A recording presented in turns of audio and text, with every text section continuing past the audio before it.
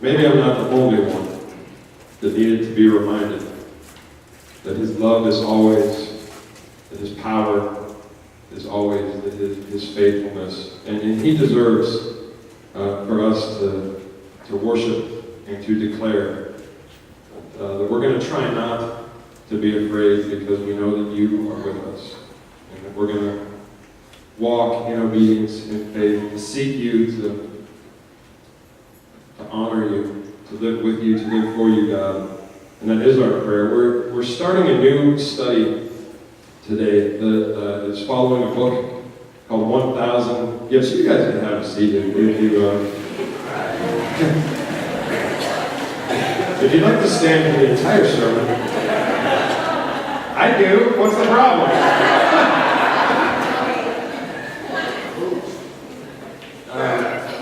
We're starting a new study, and we'd love for you to, there's a book called 1,000 Gifts that goes along with the study. We'd love to get a copy in your hand. So in the back, if you want to go, you wave to everybody. You all know Blanca, she runs the church. And she and the Lord do an amazing job, and we're thankful for both of them. But if you want to get a hold of the book, then Blanca is the person to talk to to get a hand on that. And we're thankful that so many have said, yeah, I want to be part of reading this book on my own. If you'd like to get in a small group of folks to read this, to kind of talk about the idea of being more grateful.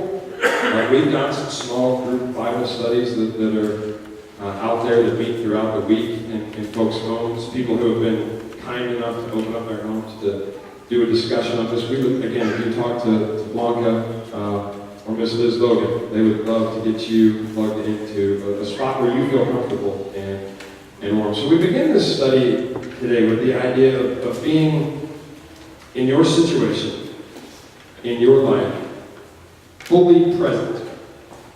And what I would say, the idea of being fully present where you are is probably a shift from being in your shoes and constantly entertaining these ideas of, yeah, but if this happened, then life would be this. If I had this thing, then life would be a little bit better. And you start thinking, well, what if? And what if? Or I hadn't done that, and it's easy to get caught up sometimes just thinking about the what ifs. And what ends up happening is it pulls us away from our ability to live today. And if you've read the first chapter of the book already, pretty rough, just emotionally a tough idea, and all of us have experienced pain. And it's easy to let that drag you and distract you. And so this book is going to encourage us to live today. You know, we all know life is fragile, that tomorrow is not a guarantee. And sometimes the best things in life are the simple things. And you very simply just cannot have everything. And even if you did, I don't know that it would make you happy. You know, happiness, joy come from being where you are in your shoes right now, letting God walk with you, letting God into your heart, your life, knowing that He's there every day. So this next song is one that we have not done in church before, ever. But I got a feeling you're going to know it.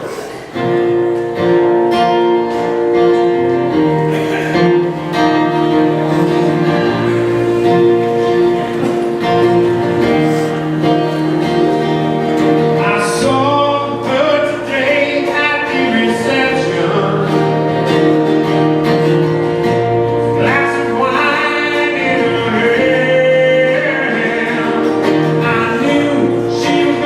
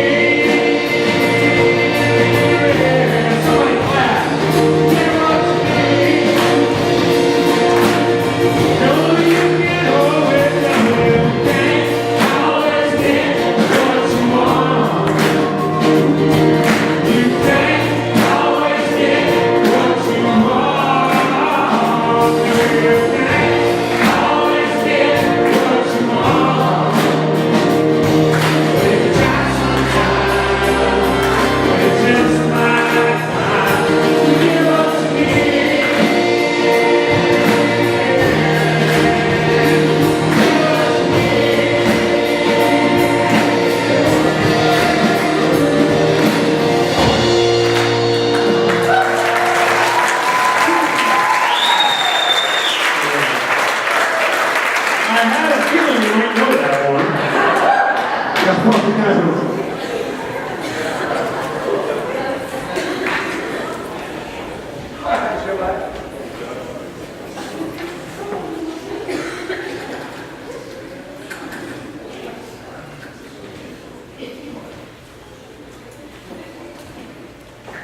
now we'll take requests.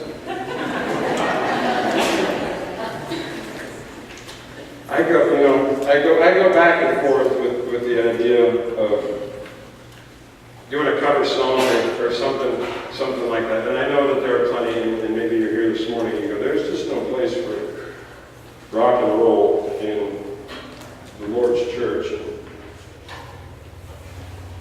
I think there's a fine line. And it's been a while. There was a sermon. Maybe it's just time to recycle it. It was an early sermon, so it's going back 5.5 years. And we were talking about things that help you grow in your spirit. And so of course we talked about prayer. We talked about reading the Bible. We talked about the importance of rest and sleep and just kind of, there's sometimes if your body and your mind and your soul are exhausted, that's going to affect your spiritual walk. And I said on that Sunday, and some of you have reminded me, I said sometimes the most spiritual thing, in fact, Dave, you're the one that brings this up, so you were paying attention at one time. Sometimes the most spiritual thing that you could do on Sunday morning is sleep in. You know, that if you are just ragged and worn out, or you were up, with a sick child the night before, and you're just thinking, oh, I'm dreading, getting the kids dressed or getting myself dressed, or I don't feel good, but I gotta go. I don't want to let Jesus down. Sometimes the most spiritual thing you can do on a Sunday morning is to sleep. So we talked about some of those, and I talked about the importance of music, the role that plays in our spiritual walk. And there, with iRadio and iHeartRadio and iTunes and Pandora, and some of you said, what? Ask your grandchildren. There are so many ways to access good Christian music. There are also some ways to access some really bad Christian music. And so, one of the things I remember saying, and I stand by this, is that it's important for you to listen to good music. And someone asks the question, well, what is good music? This is like the longest rabbit trail to justify the Rolling Stones. And somebody said, well, what is good music? And I would say to you, good music is music that moves your soul. And that's going to be different. Somebody gets excited about show tunes, and I know. I'm not the judge of good music, but not only did it really sum up the sermon, and so maybe I can just skip the whole thing, but you know what? You can't always get what you want. And that's really, I don't know how Ann Voskamp would feel about me setting up her book with the Rolling Stones. But to sum up, the heart, the soul that is constantly wanting, craving the next thing or something else, and we tell ourselves that if I could just do this, or if I just did that, or if this hadn't happened, if I hadn't done that, it leads us to being distracted and in a sense lost and blind to what God might clearly be trying to do right now and today. And so some of us get so caught up in the past that we can't live fully in the present. And some of us maybe go the other direction, and we worry about tomorrow, or we worry about next week. And I think that the book would say, in the Bible,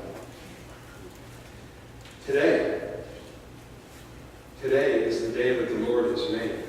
Let us rejoice and be glad in it.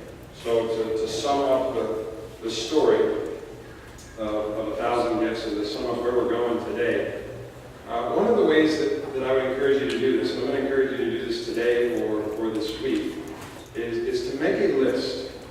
And if you want to do it on your smartphone, if you want to do it on a piece of paper, you're going to want to make this list somewhere that you can look at when you're done.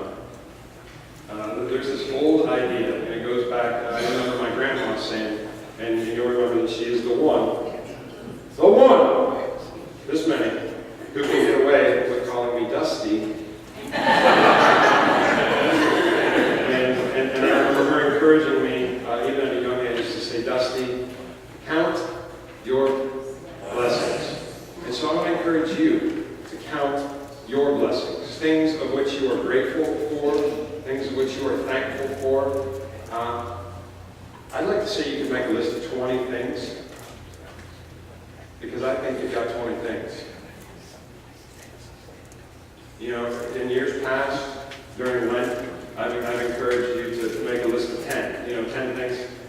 10 is easy. You can knock out 10 things, you know, just probably in 10 seconds, maybe a minute. But 20 is a little bit more, and so I'd like to encourage you to put some time into this. Put some thought into this exercise, and not for my benefit, so that I can go, look what I just made 300 people do. You know, I don't want your list. It's not for me. It's not for anyone else, in fact. I don't know that you need to take this list and go, look what I got. The list is for you to put it down and look at it and go, look what I have got. And then the natural step from that list is to say, well, I know the one who is the giver of all good and perfect gifts. And look at this list of good and perfect gifts. I ought to tell him thank you. I ought to take a moment and say, I got sidetracked. I was worrying about this, I was focusing on this, I was caught up in the negative things that I think you ought to do, or that you didn't do, or that I did. But look at this list. Wow, you've been good. You are good. And to recognize on this list that even though you have had challenges, even though you are in pain, you look at this list and you go, it's not all challenge. It's not all pain. There's a funny, strange balance that there's pain and there's joy. And you can focus on whichever one you want. But I encourage you through this series to focus on what God is doing in your life right now, today. And I think you'll find that it's amazing how a simple act can change your perspective, ultimately, your attitude. You know, instead of seeing the glass as half empty, you go, there's water in the glass and I'm thirsty. Thank you. Instead of focusing on what I don't have, what I didn't get, what I didn't do, we can focus on right now, today. Isn't it easy to focus on what we think we lack, what we think our life is missing? You know, we complain about, you know, our lack of faith in God, or, you know, I wish I had a deeper relationship with God. You know, maybe you wish the church were a little bigger. Maybe you wish the church were smaller. Some days I'm with you on that. Maybe we wish we had a spouse. Maybe we wish we still had a spouse. Perhaps we wish we didn't have a spouse. Perhaps our spouse wishes that they didn't have a spouse. Maybe we think, what if I lived in a different city? If I had a different job, a different boss, a bigger paycheck, if my work was more interesting, if my coworkers were just more civil, more sensitive, if I had a different work schedule, if I lived in a different part of town, or the state, or the world, or if I just had a different house, or just the same house with a bigger TV,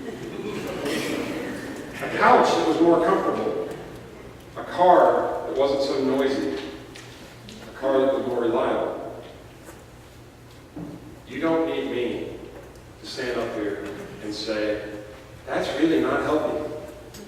That's not going to help your walk with God. That is not going to help your heart. That is not going to help your soul. But I'll say it. It's not helpful. It's not right. It's out of the natural created order. And do we really think that this attitude of just wanting, craving, complaining, complaining is going to somehow magically give us abundance? Well, if I just keep focusing on the things I don't have, maybe I'll get them. I don't think it works that way. There's a story, and it is in the Gospel of Luke, chapter 17. I invite you to follow along on the screen. As Jesus continued on toward Jerusalem, he reached the border between Galilee and Samaria. As he entered a village there, 10 lepers stood at a distance, crying out, "Jesus, Master, have mercy on us." Pause. I think everyone knows leprosy is a nasty, contagious, debilitating skin condition that you don't want. And you don't want to hang out with anyone who has leprosy. And I think I meant to check on the Google with this one, but I think even in America there are leprosy colonies that exist. And if you've got leprosy, you kind of get schlepped over here, and so that you don't spread it, you don't infect anybody with it. So not somebody that you want to hang out with and interact with on a social basis. As Jesus entered the village, there 10 lepers stood at a distance, crying out, "Jesus, Master, have mercy on us." And he looked at them and said, "Go show yourselves to the priests." Pause. Have you ever thought, this would have made no sense. You know what the priests would have done? They would have not been very nice. They would have said, "You can't come here."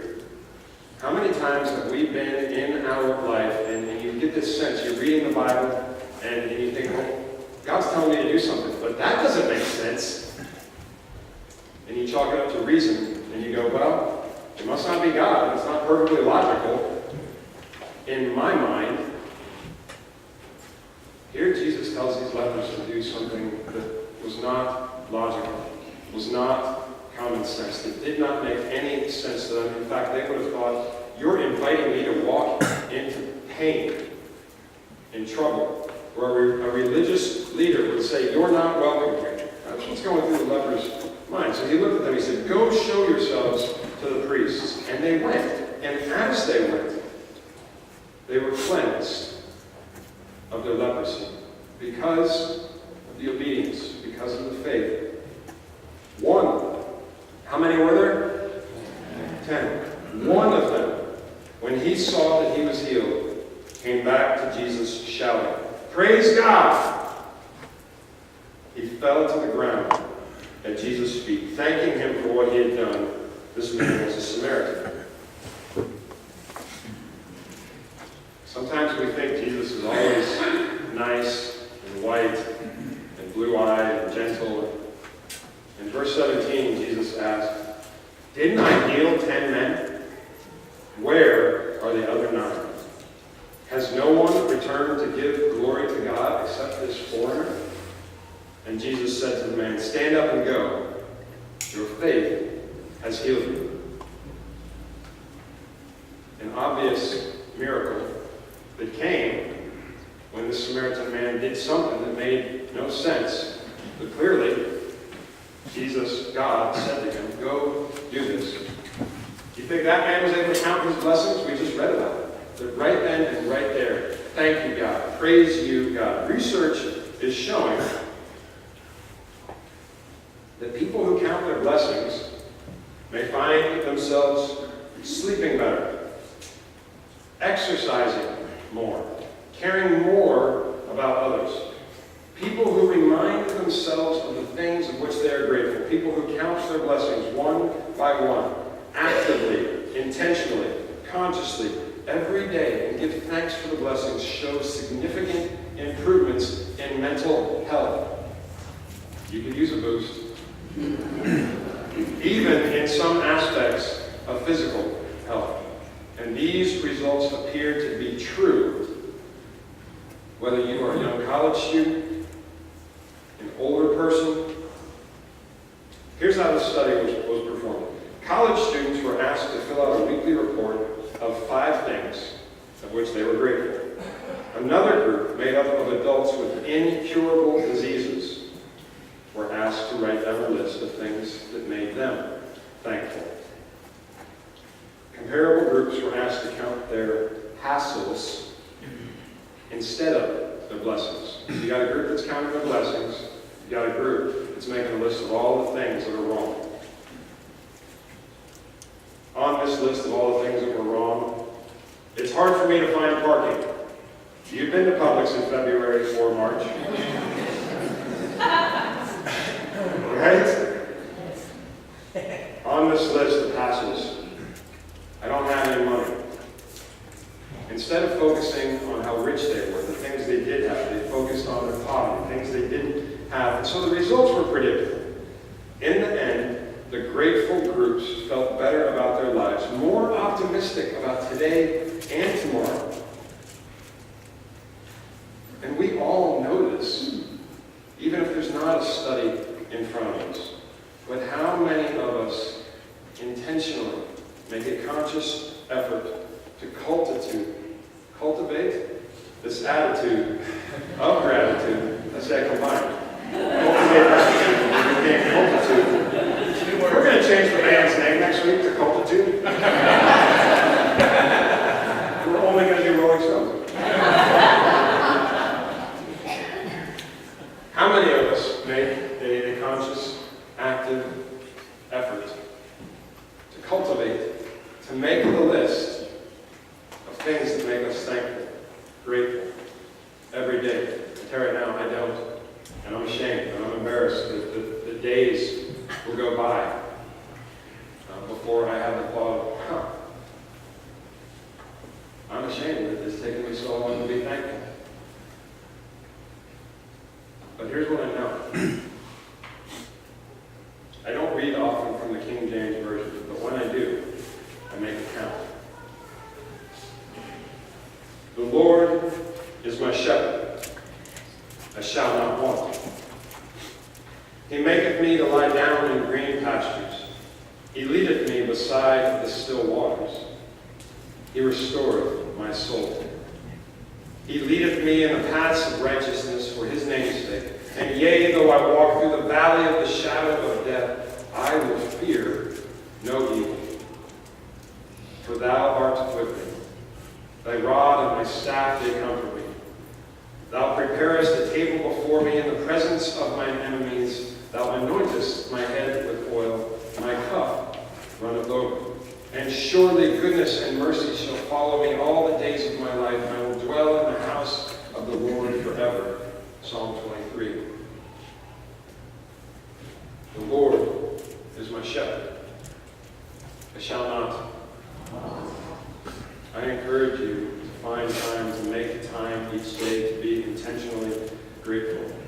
Find a time, make some space in your day to think about these good things, the real, the true blessings in your life. Be vocal, if you can, to God about your thankfulness. Even to say thank you, God, out loud is enough. Focus on the things that are worth your time, that are worth you focusing on. This is not the time to make a grocery list. It's not to think about your problems. It's not the time to think about what TV shows am I going to watch tonight. You're going to want to focus. Make this list. To think about things that matter. The Apostle Paul says it this way in Philippians chapter 4. He says, finally, brothers and sisters, whatever is true, whatever is noble, whatever is right, whatever is pure, whatever is lovely, whatever is admirable, if anything is excellent or praiseworthy, then think about such things.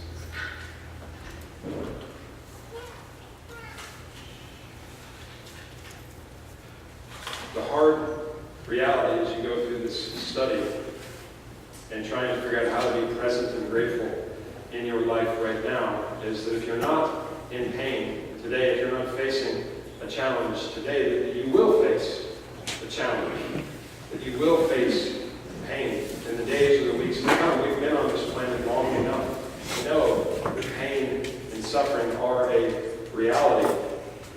Many times it's an obstacle for us in our faith. Many times it's an obstacle for those outside of the faith, those outside of the church, where somebody says, I can't go along with a God who allows pain and suffering in this world. I can't really get behind that. I can't go to church and worship a God who allows pain and suffering in this world.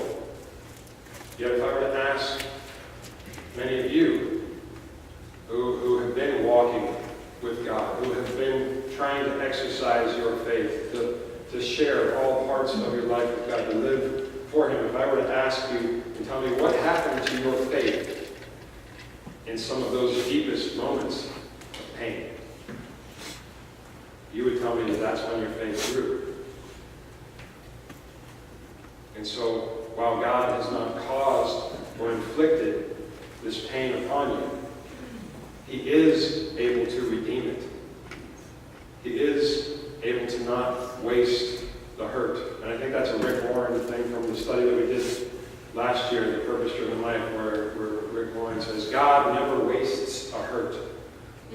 When a hurt comes, God is able to use that as a stepping stone for the days to come, as a way to strengthen your faith, as a way to deepen your love.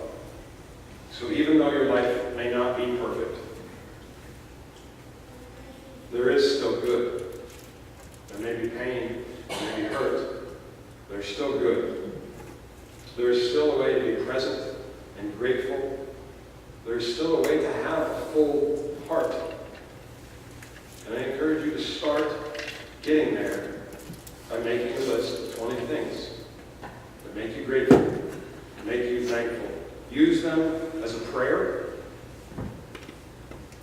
Use this as a way to remember and remind yourself that life is about more than accumulations of stuff.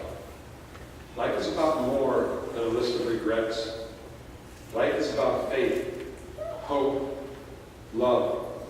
Use this list as an exercise, as a way to begin sharing your grateful heart with the one, again, who is the giver of all good and perfect gifts.